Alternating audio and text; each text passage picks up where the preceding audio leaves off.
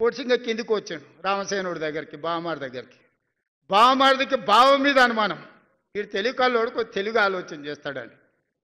సరే మంచిదని ఆలోచన చేసి రామసేనుని కూడా అడిగింది దేవుడు, ఏంది నీ కోరిక అని. ఇక ఎక్కువ ఆలోచన చేస్తే మనకు అసలే తెలివి తక్కువ, ఎక్కువ ఆలోచన చేస్తే అనవసరమైన నష్టం.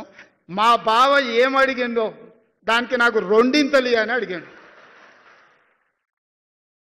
ఇక దేవుడు కూడా అల్క ఉన్నది కదా ఇది అని ఈయన 2 కన్నులు ఓడిచేసి, వానికి 1 కన్ను లేదు, ఇంక 2 కన్నులు లేవు. ఇక దేవుడు పోయినాక మళ్ళీ ఇద్దరు కలుసుకురు. అరే పరిస్థితి ఏంది ఇట్లా అయిపోయా, ఇట్లయితే ఎట్లయితుంది, మరి ఎట్లా బతుకుదాం, మరి ఇట్లా కుదిరేటట్లేదు, ఇట్లా మనం పని చేసుకునే పరిస్థితి చేయి దాటిపోయిందని. అప్పుడు ఇద్దరు కలిసి ఒక ఆలోచనకు మాలో పెద్ద మనిషిని కలిసిరాయా, మా పరిస్థితి వానికి 1 లేదు, నాకు 2 లేవు, మా ఇద్దరు పరిస్థితి ఏందని. ఓ పని చేయండి, శుక్రవారం నాడు మక్కా మస్జిద్ కోండి, శనివారం నాడు బిర్లా టెంపుల్ కోండి, ఆదివారం నాడు మెదక్ చర్చి దగ్గర కోండి. ఆడ మెట్ల మీద కూర్చుంటే వచ్చేటోడు పోయేటోడు ఏదో ఒకటి ఇస్తాడు. ఇది బాగానే ఉంది. మరి ఎవడు నడవాలి? బాగా తెలికల్లోడు కదా.